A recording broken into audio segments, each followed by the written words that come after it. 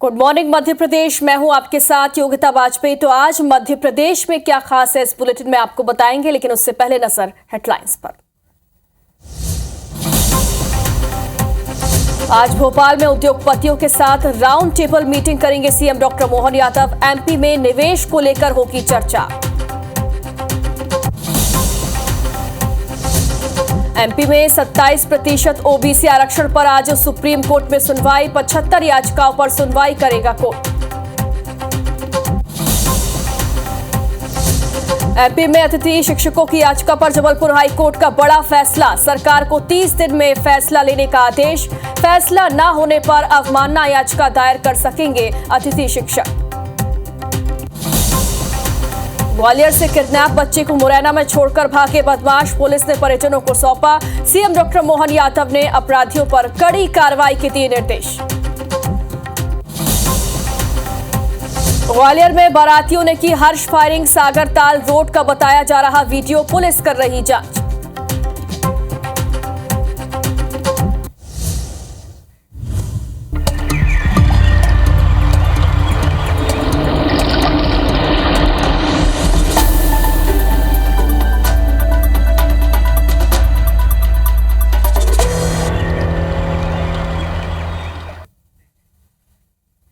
शुरुआत करते हैं ग्वालियर से एक बड़े अपडेट के साथ। ग्वालियर से कल एक बच्चा किडनैप हुआ था। 6 साल का शिवाय किडनैप हुआ था, लेकिन पुलिस ने मुरैना जिले से सकुशल उसे बरामद कर लिया। हालांकि जो किडनैपर्स हैं अभी वो पुलिस की पकड़ से बाहर हैं, लेकिन जिन बदमाशों ने शिवाय का अपहरण किया था वो पुलिस के दबाव के कारण बच्चे को मुरैना में ही छोड़कर फरार हो गए। पुलिस का दावा है कि किडनैपर्स जिले के काजी बसई गांव में एक ईंट भट्टे के पास बच्चे को छोड़कर भाग गए थे और इस दौरान एक रिक्शे वाले ने बच्चे को रोते हुए देखा। रिक्शे वाले ने बच्चे को पहचान लिया और उसे अपने साथ बैठाकर अपने गांव के सरपंच के घर ले गया। इसके बाद सरपंच ने पुलिस को सूचना दी। शिवाय के मिलने की सूचना पाते ही तुरंत ही ग्वालियर पुलिस सरपंच के घर पहुंची और बच्चे को सकुशल बरामद कर लिया गया। पुलिस ने बच्चे को अपनी निगरानी में लिया है और देर रात माता पिता को सुपुर्द भी कर दिया गया। सीएम डॉक्टर मोहन यादव ने ग्वालियर पुलिस की तत्परता की सराहना की और ऐसी घटना को अंजाम देने वाले अपराधियों पर सख्त से सख्त ठोस कार्रवाई करने के निर्देश भी उन्होंने दिए।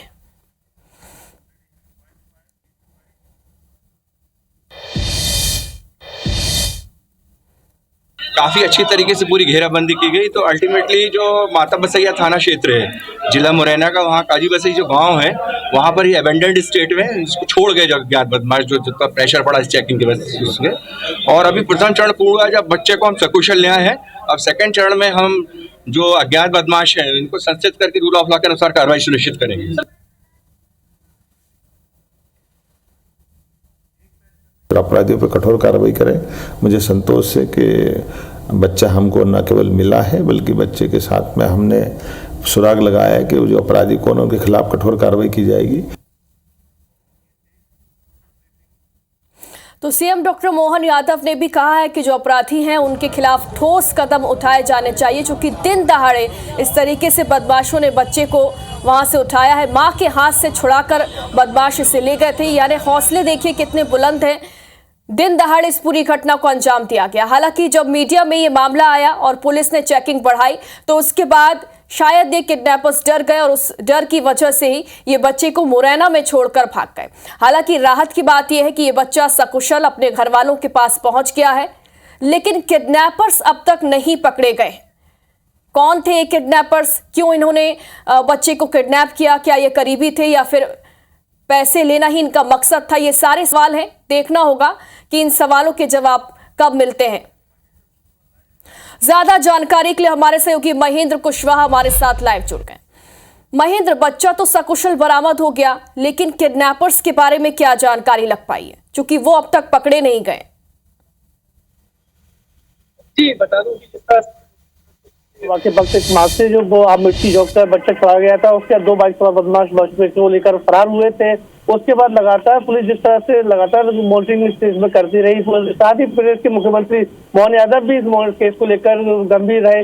मैं बता दूं जिस तरह से पुलिस ने बच्चे को जो प्रेशर बनाया तो बच्चे को बदमाश मुरैना जिले के बसई में छोड़कर भाग निकले थे। बच्चा सकुशल माता पिता के पास वापस लौटा है। साथ ही पुलिस ने जो बताया कि इसमें जो बदमाश थे अभी तक उसके बारे में क्लू नहीं मिल पाया है कि बदमाश कौन थे और कहाँ के रहने वाले थे और क्यों इन्होंने इस वारदात को अंजाम दिया, क्योंकि जिस वक्त बदमाशों ने घटना को अंजाम दिया 13 घंटे बाद गुजर जाने के बाद भी कोई फौत की मांग नहीं थी, कोई बात नहीं थी, कोई फोन नहीं कॉल नहीं था। लेकिन इस बात से लेकर पुलिस भी अचंभित थी, क्योंकि बदमाशों ने जिस तरह से कोई कॉल नहीं किया, कोई फौत की मांग नहीं की, तो लेकिन बदमाशों ने आखिर क्यों इसका मासूम बच्चे का अपहरण किया था, अभी तक इस बात से खुलासा नहीं हो सका है। पुलिस का भी कहना है कि पार्ट अभी बंद हुआ है, क्योंकि पुलिस का पहली प्राथमिकता जो थी बच्चे को सकुशल वापस लेकर माता पिता के सुपुर्द करना था। वो जो पहला पार्ट पुलिस ने पूरा कर लिया। अब दूसरा पार्ट जो कि बदमाशों का है, वो बदमाशों के लिए पुलिस लगातार की टीमें लगी हुई है। साथ ही मुरैना और भिंड की पुलिस भी इस बदमाशों को लेकर जुटी हुई है और पुलिस का कहना है जल्दी इन बदमाशों को गिरफ्तार कर इनको कहीं ना कहीं शॉर्ट एनकाउंटर भी इनका पुलिस करने के मूड में है और हो सकता है कि इनका शॉर्ट एनकाउंटर का इनको पकड़ा जाएगा और उस बात का खुलासा होगा कि इन्होंने आखिर क्यों इस मासूम बच्चे का अपहरण किया था। बिल्कुल महेंद्र, देखना होगा कि किडनैपर्स जो है वो कब पकड़े जाते हैं और जब किडनैपर्स पकड़े जाएंगे तभी इन सवालों के जवाब मिलेंगे। फिलहाल बहुत बहुत शुक्रिया आपका, बने रहिए हमारे साथ। और ग्वालियर में ही एक शादी समारोह में एक बार फिर से हर्ष फायरिंग की गई।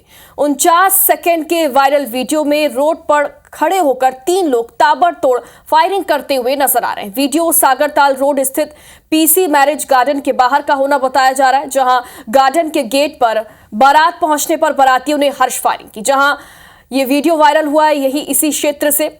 अधिकारी जब यहां पर पहुंचे तो उन्होंने इस वीडियो में फायरिंग कर रहे लोगों के खिलाफ संबंधित थाने को कार्रवाई करने के निर्देश भी दिए। इलाके में हर्ष फायरिंग पर प्रतिबंध लगाया गया है, इसके बावजूद भी लगातार हर्ष फायरिंग होती है।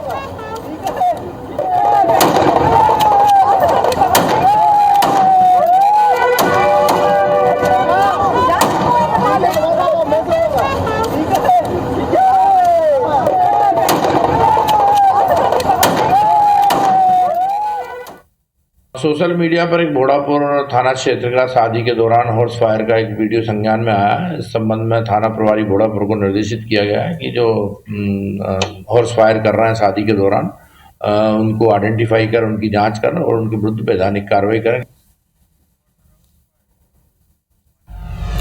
और महेंद्र कुशवाहा हमारे साथ लाइव जुड़े हुए। महेंद्र, लगातार हर्ष फायरिंग के वीडियो सामने आते हैं, एक्शन भी लिया जाता है, लेकिन उसके बावजूद भी लोग मानने को तैयार नहीं होते। एक और वीडियो वायरल हुआ है, क्या एक्शन लिया गया अब तक?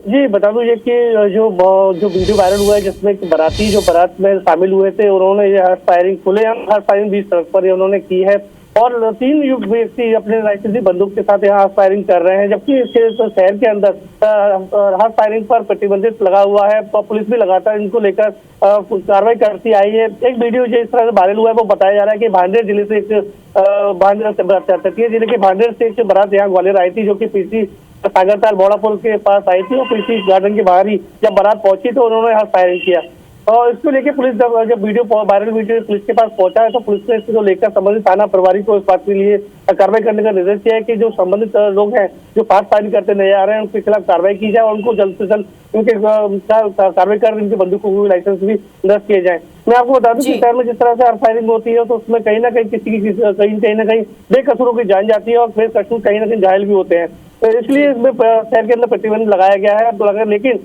लोग हैं क्योंकि अपने जो हर्ष फायरिंग करने से बाज नहीं आ रहे हैं।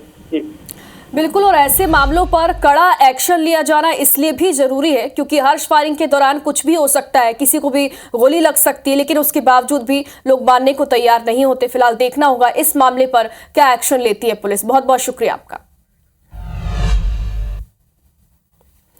तो एक तरफ ग्वालियर तो वहीं दूसरी तरफ मुरैना में भी फायरिंग की वारदातें लगातार बढ़ रही हैं। एक बार फिर से 2 पक्षों में जमकर फायरिंग हुई है। ट्रैक्टर ट्रॉली निकालने को लेकर यहां पर विवाद हुआ और उसके बाद फायरिंग की गई। दोनों पक्षों से 3 लोग घायल हो गए और तीनों ही घायलों को फौरन अस्पताल में भर्ती किया गया। मौके पर पुलिस टीम भी पहुंची है। मामले की जांच पड़ताल की जा रही है। देवगढ़ थाना क्षेत्र के गुर्जा गांव का ये मामला है। मुरैना से लगातार ऐसे वीडियोस आते हैं, लगातार ऐसी खबरें आती हैं जहां 2 पक्षों में विवाद होता है और विवाद इतना ज्यादा बढ़ जाता है कि फायरिंग तक की नौबत आती है।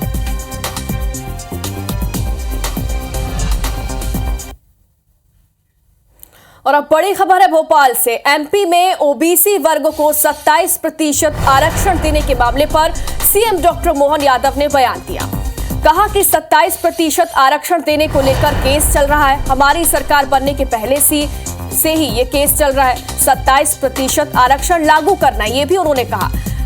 सुप्रीम कोर्ट को सरकार का जो पक्ष है वो जल्द से जल्द बताया जाएगा। सुप्रीम कोर्ट जो फैसला करेगा उसे लागू भी किया जाएगा। मामले पर सरकार ने स्पष्ट राय तय करने का फैसला भी कर लिया।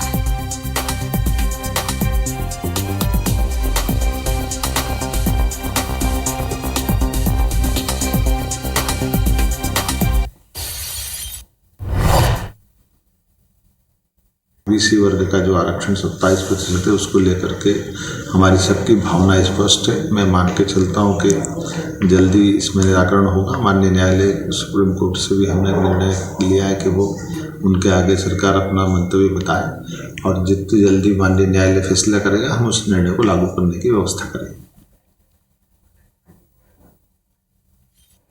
तो सीएम डॉक्टर मोहन यादव ने कहा कि 27% ओबीसी आरक्षण लागू करना है, लेकिन कोर्ट का जो निर्णय होगा, जो फैसला होगा, उसे माना जाएगा और जल्द ही सरकार अपना पक्ष, सरकार पूरी जो रिपोर्ट है, अपना जो पक्ष है इस मामले को लेकर वो जल्द ही सुप्रीम कोर्ट को सौंपेगी। विवेक पटैया ज्यादा जानकारी के लिए हमारे साथ लाइव जुड़ गए। विवेक, एक तरफ आज जो सुप्रीम कोर्ट में ओबीसी आरक्षण मामले पर सुनवाई होने वाली है, करीब 75 याचिकाएं दायर की गई हैं, इन पर आज सुनवाई होगी। तो वहीं सीएम डॉक्टर मोहन यादव ने यह भी कह दिया है कि 27% आरक्षण लागू करना है और जल्द ही सरकार अपना पक्ष भी इस मामले में रखेगी।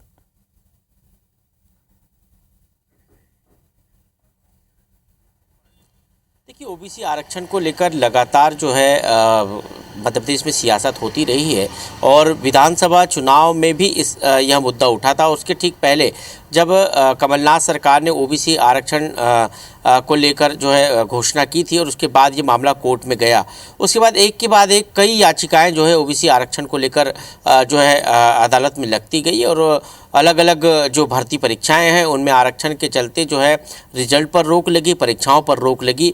ऐसे में अब जो है कई जो याचिकाओं पर सुनवाई की घड़ी है और कई याचिकाओं पर सुनवाई हो गई है।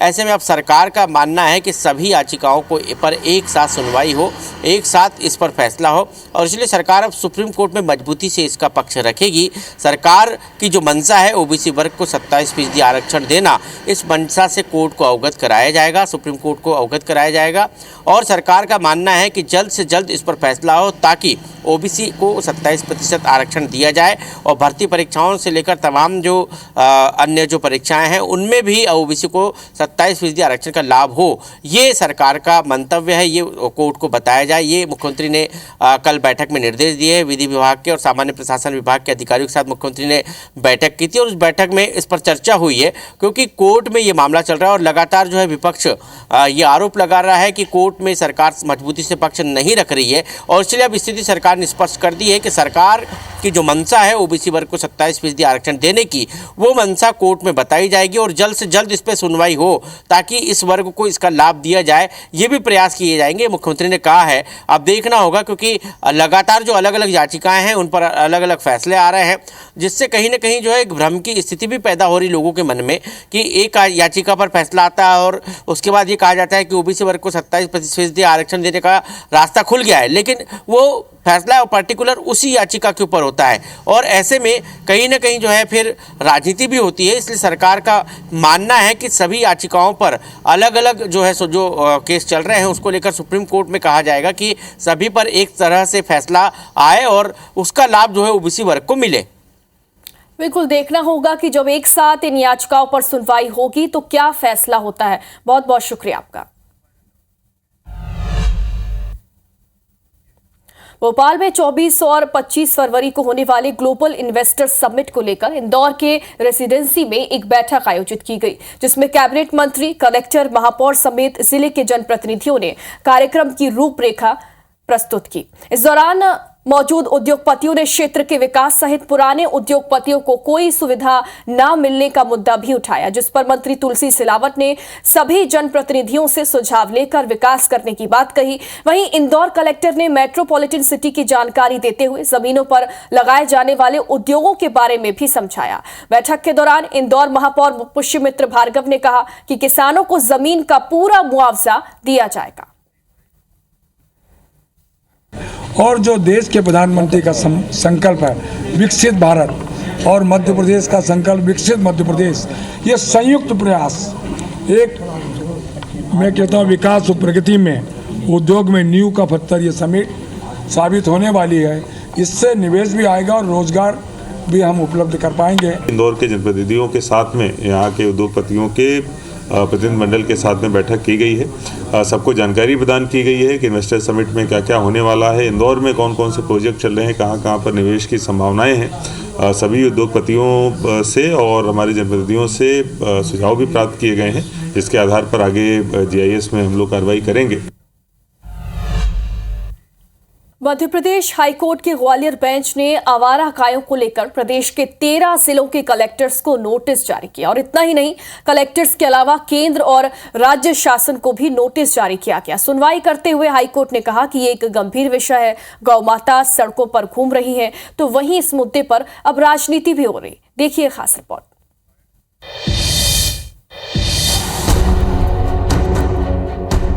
मध्य प्रदेश के 52 जिलों में लगभग 7 लाख निराश्रित गौवंश हैं। अकेले ग्वालियर, भोपाल, जबलपुर, इंदौर, रीवा, उज्जैन की गौशालाओं पर हर साल 9 से 15 करोड़ रुपए तक खर्च हो रहा है। बावजूद इसके गौवंश का संरक्षण नहीं हो पा रहा है। गाय अभी सड़कों पर हैं, आम लोगों के लिए मुश्किलें खड़ी कर रही हैं। ऐसे में ग्वालियर के सीनियर एडवोकेट ने एक जनहित याचिका निराश्रित गौवंश को लेकर सीनियर एडवोकेट अवधेश सिंह तोमर ने लगाई है, जिस पर हाईकोर्ट ने गंभीर टिप्पणी की। प्रशासन से 4 हफ्ते के अंदर इस मामले में जवाब देने का आदेश दिया है। गाय है जो आज दर की ठोकरें खा रही हैं और आवारा के रूप में घूम रही हैं। माननीय उच्च न्यायालय में इसकी सुनवाई हुई तो माननीय उच्च न्यायालय द्वारा इसमें संभाग के सभी कलेक्टर और भारत सरकार और एनिमल वेलफेयर जो सोसाइटी है दिल्ली में उसको और नगर निगम कमिश्नर को नोटिस जारी कर 4 सप्ताह में जवाब मांगा है। मध्य प्रदेश में गायों के लिए फंड में पिछले 5 वर्षों में 26 गुना की वृद्धि सरकार ने की है। वर्ष 2019 से पहले गौशालाओं में प्रतिदिन प्रति गाय 1.5 रुपए मिलते थे। कमलनाथ की कांग्रेस सरकार ने प्रतिदिन का पैसा बढ़ाकर 20 रुपए प्रति गाय किया। मौजूदा भाजपा सरकार ने 20 रुपए से 40 रुपए किया। मध्य प्रदेश में गौशालाओं को मौजूदा वार्षिक अनुदान 450 करोड़ रुपए है। साथ ही सरकार इस वर्ष को गौवंश रक्षा वर्ष के रूप में मना रही है, लेकिन फिर भी हालात नहीं सुधरे हैं, जिस पर अब राजनीति भी हो रही है। आवारा पशुओं की वजह से लोगों का निकलना चलना फिरना बंद हो गया है, तो निश्चित रूप से सरकार इस तरफ कोई ध्यान नहीं दे रही और सरकार का इस तरफ कोई ध्यान नहीं है। सरकार अपनी ब्रांडिंग में लगी है, सरकार अपने भ्रष्टाचार में लगी है। देखिए, सख्ती की ज़रूरत तो है, क्योंकि अधिकतर जो आवारा गाय हैं जो सड़कों पर घूमती हैं वो वास्तव में जिनकी हैं वो छोड़ देते हैं। इसी कारण ये इस तरह की स्थिति बनती है। कड़ाई भी होनी चाहिए और जो इस तरह की गाय सड़कों पर छोड़ते हैं उनके खिलाफ कार्रवाई होनी चाहिए। सरकारी आंकड़ों के मुताबिक मध्य प्रदेश में सक्रिय गौशालाओं की संख्या 1900 से ज्यादा है। 600 गौशालाएं निर्माणाधीन हैं। गौशालाओं को पूरा करने के लिए 15 करोड़ रुपए की आवश्यकता है। मोहन सरकार को गौशालाओं को प्रतिवर्ष 140 करोड़ रुपए अतिरिक्त देने होंगे, लेकिन इन सब के बावजूद भी सड़कों पर आवारा गायों की समस्या एक चुनौती बनी हुई है। एक अनुमान के मुताबिक मध्य प्रदेश की सड़कों पर 7 लाख से ज्यादा आवारा मवेशी हैं, जो सड़क हादसाओं का सबसे बड़ा कारण बन रहे हैं। नासिर गौरी, IBC 24, ग्वालियर। और अब इंदौर से बड़ी खबर है। यहां पर 2 पक्षों में मारपीट हुई। मेले में दोनों पक्ष आपस में भिड़ गए। इसका वीडियो भी सामने आया। वीडियो के आधार पर अब पुलिस पहचान में जुटी हुई है। पुलिस ने दोनों ही पक्षों पर केस भी दर्ज कर लिया। खजराना थाना क्षेत्र का ये पूरा मामला बताया जा रहा है, जहां पर 2 पक्ष आपस में भिड़ गए। मेला यहां पर चल रहा था और इसी दौरान 2 पक्षों के बीच विवाद हुआ। मारपीट का ये वीडियो भी सामने आया है। वीडियो के आधार पर अब जो पुलिस है पूरे मामले की जांच पड़ताल भी कर रही है। किस वजह से यहां पर 2 पक्षों के बीच मारपीट हुई है, ये वजह सामने नहीं आ पाई। जानकारी अब तक नहीं है इस मामले में, लेकिन वीडियो से आप समझ सकते हैं कि मामला कितना गंभीर है। 2 पक्षों के लोग यहां पर आपस में भिड़ गए। ये वीडियो भी वायरल हो रहा है अब, और इस वीडियो के आधार पर ही पुलिस जांच कर रही है।